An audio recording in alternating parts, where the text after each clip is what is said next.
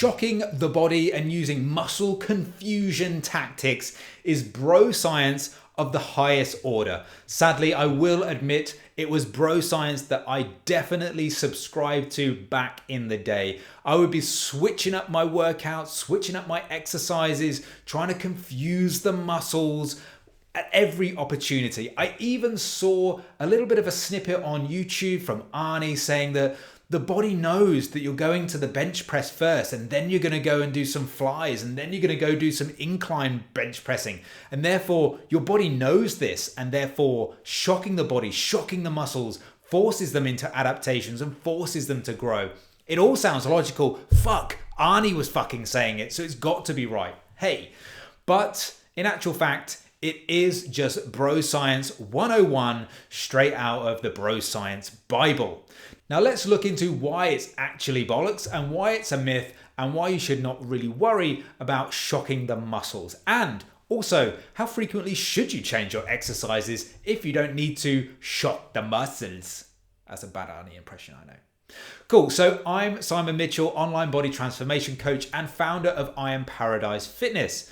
And in today's podcast, like I said, is we are going to delve into shocking the body, the myth, the bullshit, the bro science, and we're going to break that down for you right about now. If you are listening to this on a podcasting platform, please, a rating and a review would be absolutely awesome. 5 stars, obviously. And if you are watching on YouTube, subscribe to the channel, hit the like button. That would be absolutely awesome, and I would love you forever. The idea behind shocking the body or muscle confusion is that you're continuously challenging the body in different ways. You're keeping it guessing. You're not allowing it to adapt to specific exercises, to specific workout routines, and you're forcing it to change, to adapt, to be flexible, to kind of adapt and grow to all of these various different changes that you're throwing at it. It all might sound logical, but it sadly isn't. So it's often alleged that the effectiveness of your workout is characterized by the amount of DOMS you have, the delayed onset muscle soreness. Therefore, if you're not experiencing soreness in your chest after chest day, your arms after arm day, your back after back day, then that wasn't a good workout.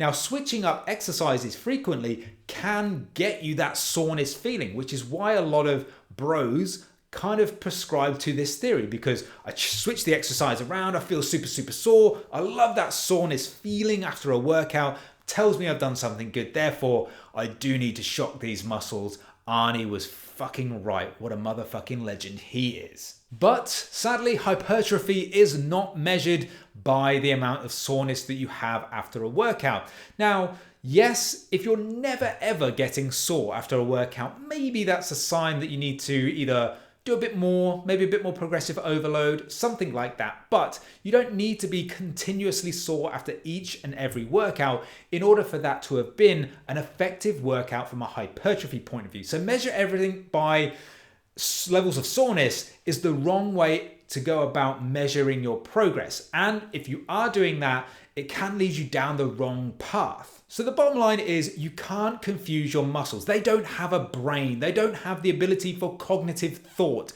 They are just contractile tissue. Now, I know there's guys out there saying, well, my dick has a mind of its own. So therefore, they do have a mind. They do have this mental capability. Firstly, dudes, your dick isn't a muscle. Secondly, shut the fuck up. Plus, the whole concept of muscle confusion is fundamentally flawed because you want adaptations to the exercises you are doing. You want to be doing the same exercises consistently enough so you can see progression, so you can make measurable progress with your progressive overload. If you're switching out exercises left, right, and center every single week, you can't see those progressions. Your body can't adapt. Your muscles won't necessarily grow in the most effective way possible. So muscle confusion, absolute horseshit. Instead, you want to think about increasing the stimulus, the tension, the progressive overload on those specific muscles.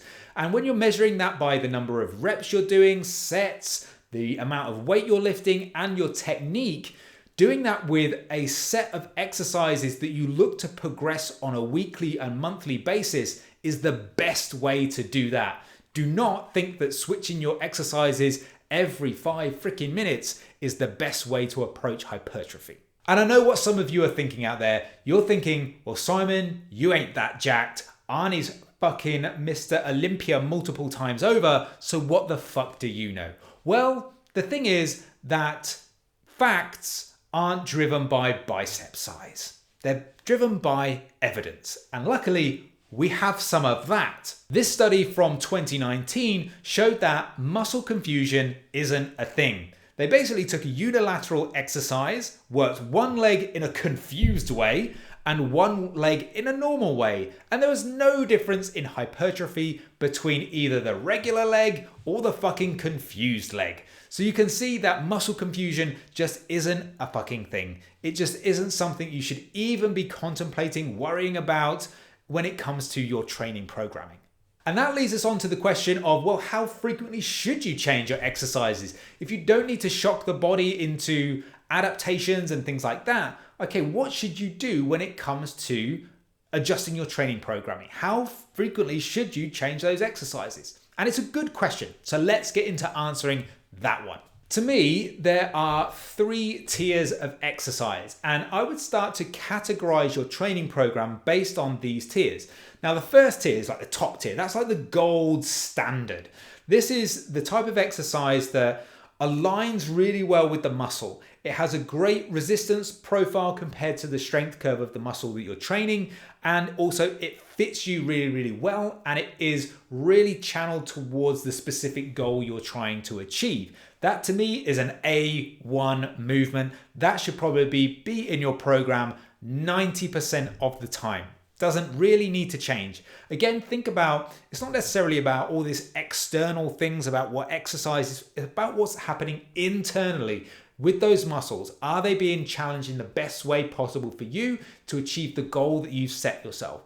If it aligns well, it's got a good resistance profile, you're braced well to generate good force production, it fits you and it suits your goal. That is an A1 exercise, and you rarely need to change it unless you can find an equally good or even better exercise. Tier 2 is about those exercises that give you a good stimulus. They may not have the perfect resistance profile. They may not be perfect in terms of bracing and things like this, all these little nuances, but they're ones that give you a good stimulus for the muscle that you're trying to target. And more importantly, you enjoy them, so you get a lot out of them. Those are tier 2 exercises.